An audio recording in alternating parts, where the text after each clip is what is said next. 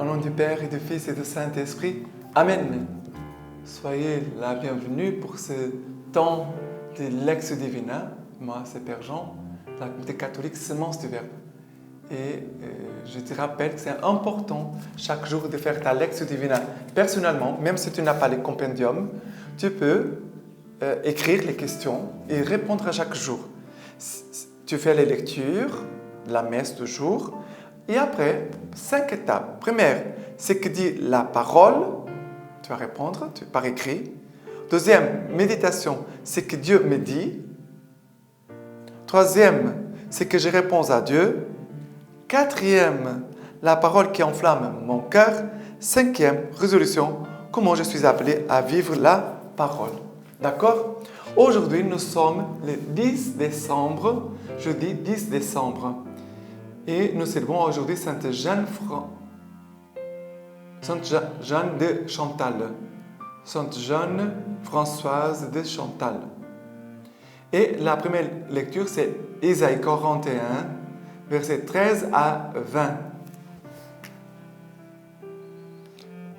Car moi, le Seigneur ton Dieu, je t'ai saisi la main droite. Je t'ai dit, ne crains pas. C'est moi qui te viens en aide.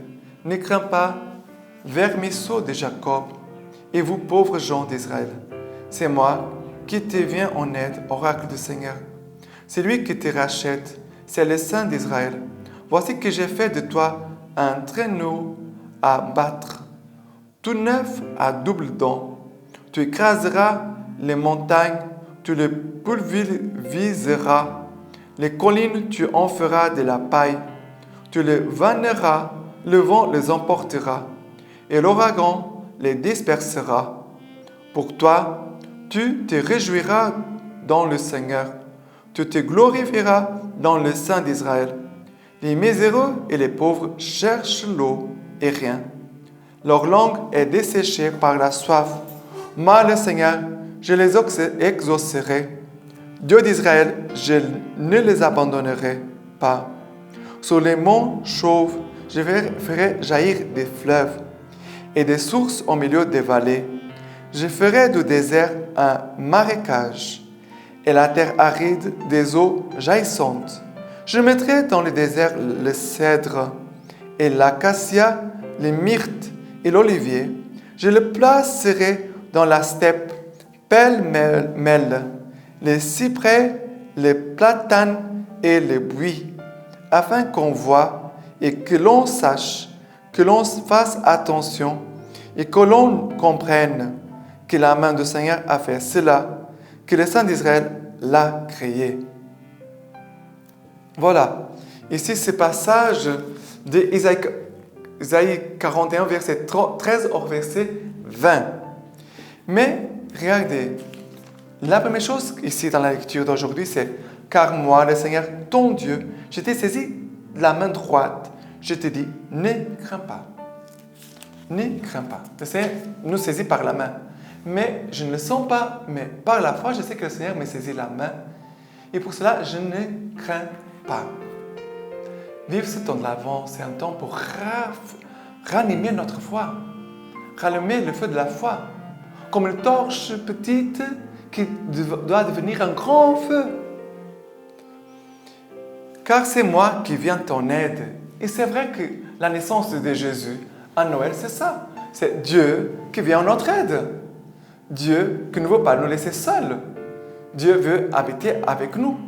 C'est vrai que nous allons célébrer Noël. On sait déjà que Dieu est déjà avec nous.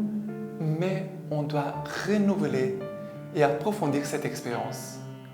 On doit renouveler et approfondir l'expérience de que Dieu est là avec nous. Pour cela, je ne crains pas qu'il saisit ma main et me conduit. Ça, c'est essentiel. Et après, il va dire ici, les miséreux et les pauvres cherchent de l'eau et rien. Leur langue est desséchée par la soif. Voilà, les miséreux et les pauvres, ils ont soif. Et ils disent ici qu'ils n'ont rien, ils ne trouvent pas. Mais toi aussi, tu as une grande soif. Tu as soif de Dieu. Mais quelle est la soif qui t'habite? Parce que nous tous, nous portons une soif, on peut dire éternelle, immense. Pourquoi? Parce que ce qui peut étancher notre soif, c'est Dieu. Ça veut dire que c'est l'Éternel qui peut étancher notre soif. Et parfois, nous ne rendons pas compte, nous ne prenons pas au sérieux notre soif.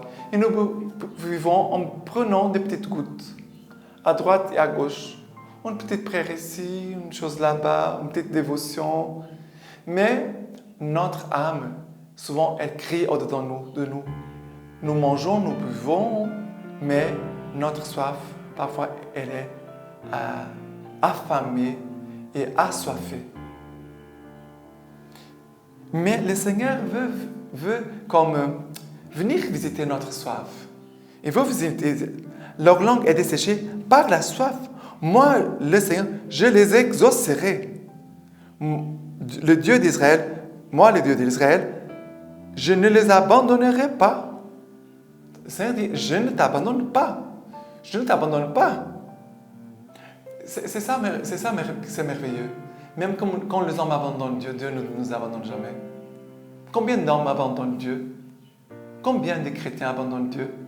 Et Dieu ne nous abandonne pas. Dieu ne nous abandonne pas, jamais. Parce que Dieu ne peut pas régner son amour pour nous. Dieu ne peut pas. Et après, il va dire, sur les monts chauves, je ferai jaillir des fleuves et des sources au milieu des vallées. Mais regarde, cette source que le Seigneur veut faire jaillir au milieu des vallées, et même au milieu des déserts, c'est Jésus le Verbe. C'est la parole, regardez, la parole de Dieu, elle ne s'épuise jamais. Personne ne peut dire, j'ai déjà lu toute la parole de Dieu, je comprends tout, j'ai tout compris. Non, c'est impossible, parce que la parole de Dieu, elle est éternelle. La parole de Dieu, c'est Dieu lui-même. On ne peut pas saisir Dieu. Ça veut dire, de cette source, que c'est la parole de Dieu, on pourra toujours venir boire, se rassasier et toujours découvrir des choses plus belles, plus grandes, plus profondes. Et combien de fois ça nous arrive d'avoir lu déjà des passages qu'on connaît bien et d'un coup on commence à lire et Dieu nous parle. Il nous dit voilà, j'avais déjà lu tellement de fois ces passages et d'un coup il a comme quelque chose de nouveau, comme une nouvelle lumière qui vient nous illuminer, nous éclairer. Ok? Et c'est beau parce que ce passage d'aujourd'hui est fini en disant afin qu'on voit et qu'on sache, que l'on fasse attention et que l'on comprenne que la main du Seigneur a fait cela, que le Saint d'Israël l'a créé. Mais il dit qu'on voit et qu'on sache, qu'on fasse attention et qu'on comprenne. Voilà, ça c'est pour nous. Il faut voir, savoir, faire attention et comprendre Dieu. D'accord? Maintenant, pour le psaume d'aujourd'hui, c'est le psaume 145, 144, le psaume 145, 144, le verset 1, 9 à 13. Je t'exalte, ô mon roi, mon Dieu, je bénis ton nom toujours et à jamais. Le Seigneur, il est bon, le Seigneur envers tous, et ses tendresses pour toutes ses œuvres. Que toutes tes œuvres te rendent grâce, Seigneur. Que tes mains, tes amis te bénissent. Qu'ils disent la gloire de ton règne, qu'ils parlent de ta prouesse, pour faire savoir aux fils d'Adam tes prouesses, la splendeur des gloires de ton règne. Que ton règne, un règne pour tous les siècles, ton empire pour les âges des âges. C'est beau ici, regardez. Je t'exalte, ô roi, mon Dieu. Je bénis ton nom toujours et à jamais. D'avoir toujours cette attitude de bénir sans cesse le Seigneur. Et regardez, la foi, c'est ce mouvement. Je bénis le Seigneur tout le temps et à jamais. Et c'est comme ça, ce mouvement de louange, c'est comme la foi. La foi, plus on la travaille, plus elle augmente. C'est comme ça. Plus on travaille la foi, plus elle grandit. Si on la laisse tranquille, elle ne va pas ni grandir, on va même la perdre. La foi, on doit l'utiliser constamment. Mais nous devons mettre notre foi en action tout le temps. Et après, il va dire, le psalmiste, que toutes tes œuvres te rendent grâce, Seigneur. Oui, toutes les œuvres de Seigneur. Que tes amis te bénissent. Que tes amis sont les amis de Dieu qui vont les bénir. Ceux qui ne sont pas les amis de Dieu vont se taire. Ou alors l'abandonner. Les amis de Dieu, qu'est-ce qu'ils font? Ils bénissent Dieu. On doit être des amis de Dieu. Je ne les appelle pas mes serviteurs, je vous appelle mes amis, dit Jésus dans l'Évangile. Et voilà. Et après, il dit qu'ils disent la gloire de ton règne, qu'ils parlent de ta prouesse, que tes amis témoignent. Ça veut dire, la foi est en moi, je dois communiquer la foi pour que les cœurs qui sont autour de nous puissent aussi se préparer. Regardez, le Seigneur, tout à l'heure, je parlais de la soif. Quelle est ta soif? Le Seigneur veut visiter tous les cœurs. Mais c'est vrai que le Seigneur respecte notre soif. Dieu ne va pas prendre un bidon d'eau et jeter sur moi. Si je veux boire un verre, tu vas me donner un verre. Mais le Seigneur va donner quelque chose à tous. Mais on doit aussi être des canaux de la grâce, de la foi pour toutes les personnes qui sont autour de nous. N'oubliez pas ça. Et l'évangile d'aujourd'hui, l'évangile, c'est Matthieu, chapitre 11, versets 11 à 15. En vérité, je vous l'ai dit, parmi les enfants des femmes, il n'y en a pas surgi de plus grands que Jean le Baptiste. Et cependant, le plus petit dans le royaume des cieux est plus grand que lui. Depuis le jour de Jean le Baptiste jusqu'à présent, le royaume des cieux souffre violence, et des violents s'en emparent. Tous les prophètes, en effet, ainsi que la loi, ont mené leur prophétie jusqu'à Jean. Et lui, si vous voulez m'en croire, il est cet Élie qui doit revenir. Que celui qui a des oreilles entende. Que celui qui a des oreilles entende. Regardez, souvent Jésus dit ça. Celui qui a des oreilles, qu'il entende. Mais nous avons tous des oreilles. Nous entendons tous grâce à Dieu. Malheureusement, il y a des gens qui sont sourds, mais toi qui écoutes cette Lectio Divina, tu écoutes, tu as la grâce d'écouter. Mais quand Jésus parle ici de l'écoute, c'est l'écoute profonde. La soif profonde de notre cœur manifestera aussi l'écoute profonde. Ça veut dire que si ma soif elle est superficielle, mon écoute elle est superficielle. C'est très important de faire les liens entre les deux. Selon la soif de notre cœur, la soif de Dieu, bien sûr, ainsi sera notre écoute. Parce que sinon, on n'écoute pas et la grâce n'entre pas. Et l'œuvre de Dieu ne se fera pas. Regardez que les prophéties, il dit ici, les prophéties sont accomplies jusqu'à Jean. Et ici, il dit, depuis le jour de Jean le Baptiste jusqu'à présent, le royaume des cieux souffre violence. C'est vrai, parce que tous ces prophètes ont été des gens très attachés au Seigneur. Violence n'est pas d'être méchant, de faire du mal, de taper les autres. C'est d'être ferme. Ce violent, c'est d'être ferme. Il dit que, et cependant, les plus petits dans le royaume des cieux est plus grand que lui, plus grand que Jean le Baptiste. Ça veut dire qu'il faut cette fermeté. Et les prophéties, les prophètes ont été des personnes qui sont attachées au Seigneur avec fermeté, qui n'ont pas lâché Dieu, n'ont pas abandonné Dieu. Et les prophéties, regardez, la parole a fait son chemin.